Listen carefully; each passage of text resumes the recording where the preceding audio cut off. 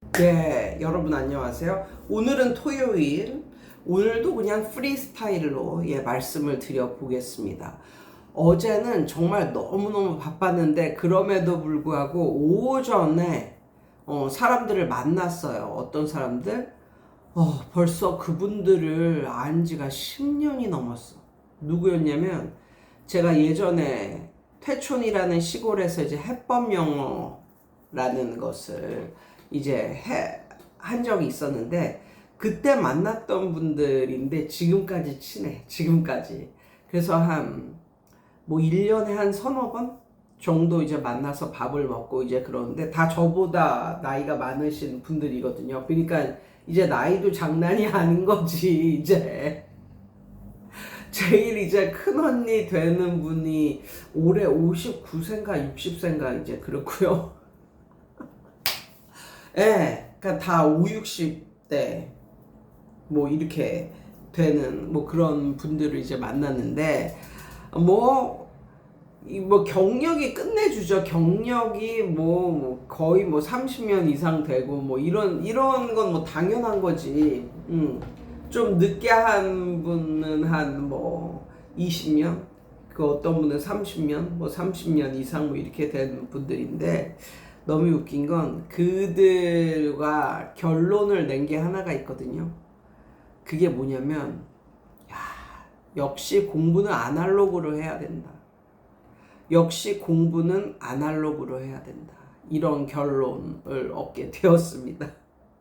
그분들이 다 맨 처음에는 프랜차이즈 뭐 이런 거를 했다가 지금은 다 이제 개인적인 브랜드로 하시는 분인데, 그러니까는 저도 이제 그 초등생들을 이제 가르쳐 본 경험이 없으니까 나는 중고생들만 상대를 했기 때문에, 근데 이제 시골에서는 초등생들을 가르쳐야 되고 그리고 정말 뭐 ABC서부터 이제 가르쳐야 되니까, 그래서 이제 초등부는 해법이라는 그 프랜차이즈를 이용해서 하자 뭐 이렇게 결론을 내리고, 이제 초등부 중심으로 초등부는 해법으로, 그리고 중고등부는 그냥 내가 가르치는 요런 시스템으로 이제 했었는데, 저도 이제 요 프랜차이즈 이제 브랜드를 딱 정리한 그 시기가 어떤 시기였냐면, 이게 점점 교재 가격이 점점 올라가는 거야. 점점. 그러더니 맨 처음에는 한 2만 원 정도에서 시작한 게 한 2만 3천 원? 뭐 그 정도까지 갔어. 그런데 이게 그 교재만 계속 이제 바뀌는 게 아니라, 이런 그 거기에서 쓰는 이런 탭 있잖아요. 탭의 프로그램도 점점 바뀌는데, 이게 나중에는 정말 이게 영어 공부를 하는 건지 아니면은 게임을 한 판 하고 끝나는 건지 모를 만큼 정말 이 탭에 대한 의존도가 너무너무 강하더라고요. 근데 저는 그런 거 싫거든요.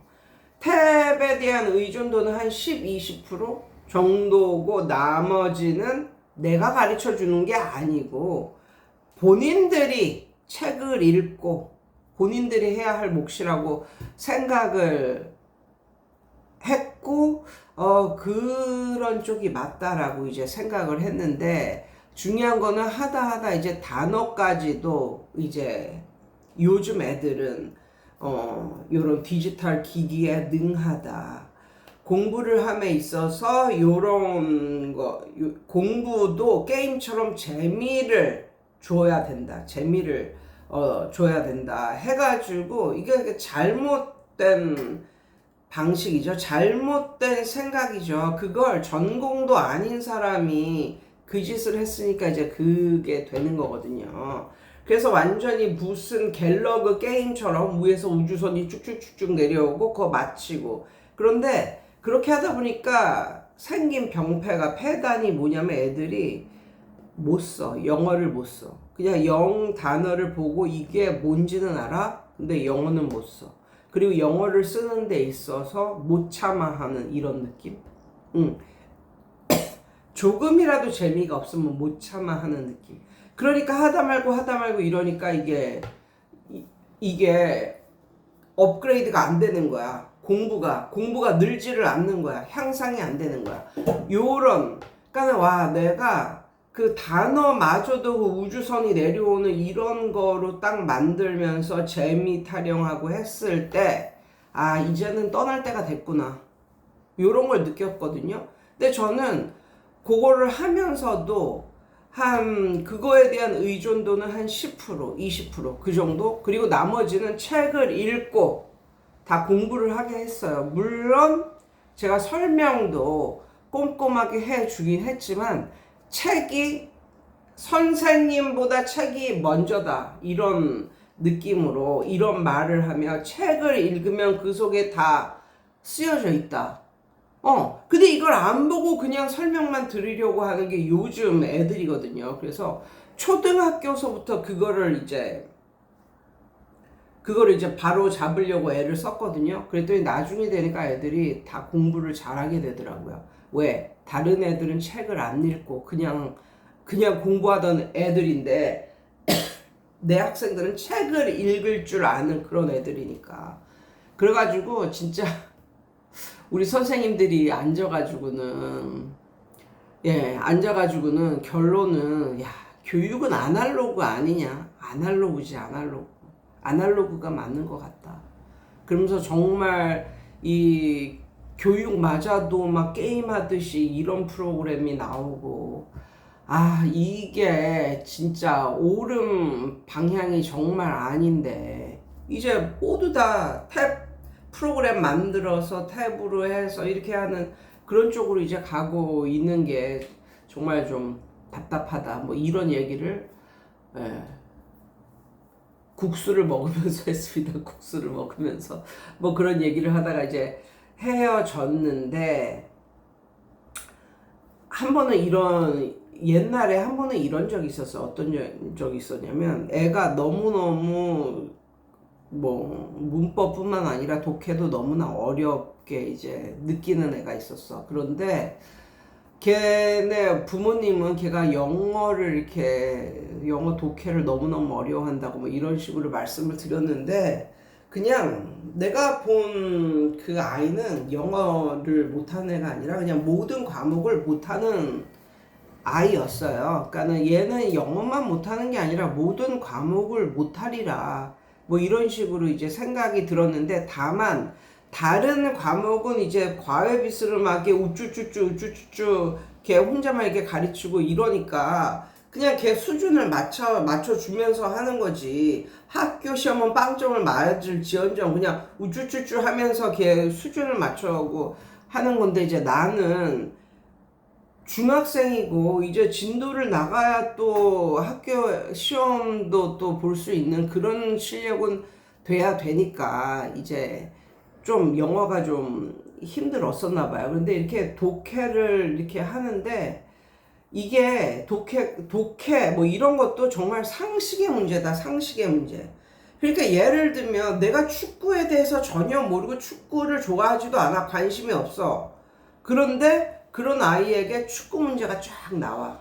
그럼 이거는 진짜 영어를 알아도 축구에 대한 이해가 없기 때문에 이게 잘 이해가 안 돼. 그런데 내가 영어를 좀 살짝 몰라도 나는 축구 박사야. 난 축구를 너무 좋아하고 축구에 대해서 모르는 상식이 없어. 그런 앤데 축구에 대한 지문이 딱 나왔어. 그러면 어떨까? 얘는 너무 신나서 하지. 너무 재밌지. 그러니까 이게 정말 상식의 문제라니까요. 머리에 든 게 하나도 없고 상식이 하나도 없고 관심도 하나도 없는 애한테, 보통 독해 문제가 다 그런 거잖아요. 뭐 역사 얘기도 나왔다가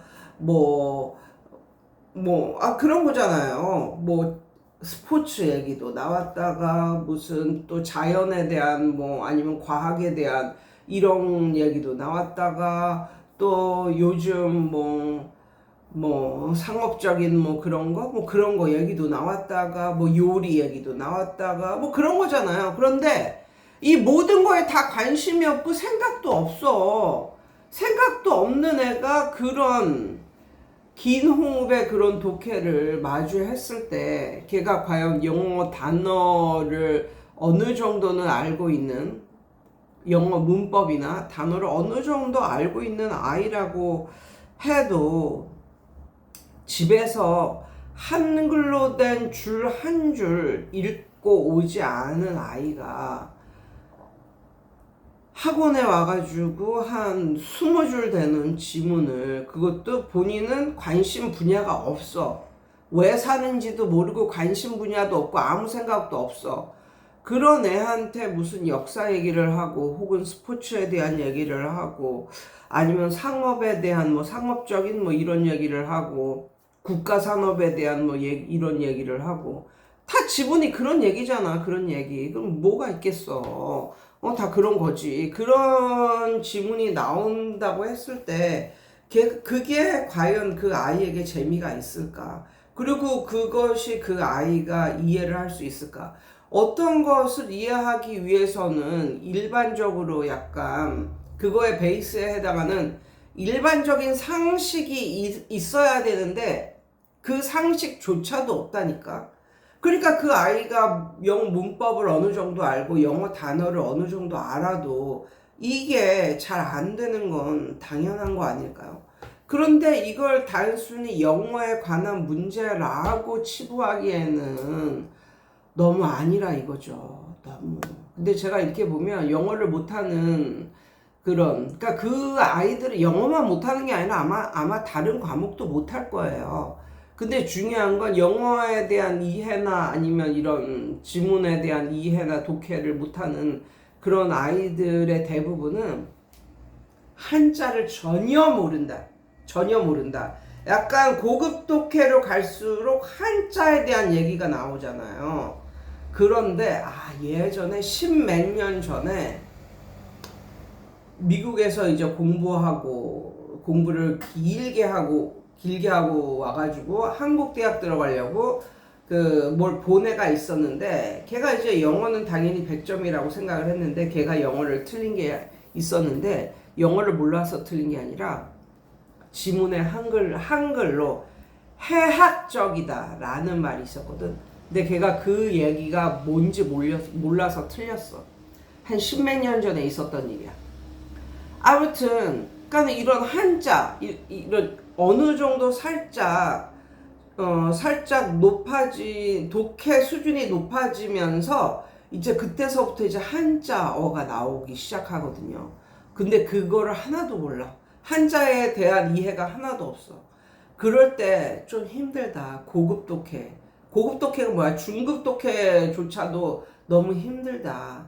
라는 것을 알았습니다.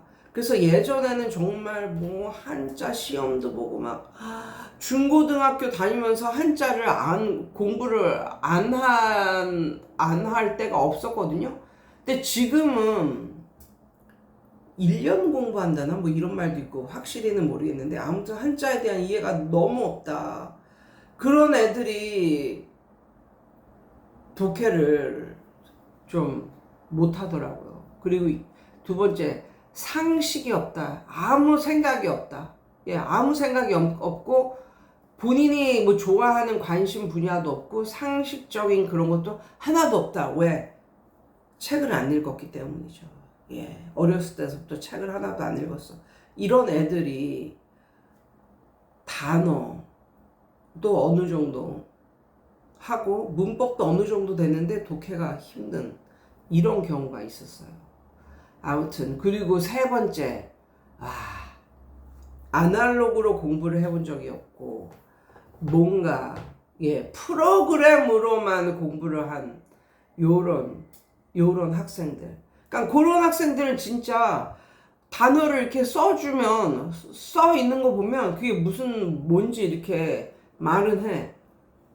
근데 못 써. 쓰는 걸 못해. 그런 애들을 볼 때 좀 답답하다. 뭐 이런 느낌. 그래서 그것은 과연 영어만 못하는 그런 문제일까? 정말 좀 힘들다. 약간 답답하다. 뭐 이런 느낌? 그러면서 우리끼리 이제 말을 이제 하는 거야. 이제 밥 먹고 뭐 이러면서. 그래서 살짝 내린 결론이, 공부는 아날로그가 맞다. 아날로그가 맞는 것 같다. 이거는. 뭐 각종 기기 이용하고, 이거보다는 아날로그가 뇌에 박힌다.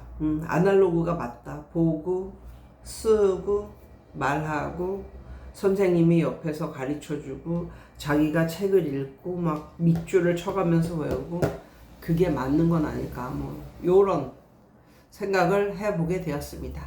예. 여러분 좋은 주말 되세요.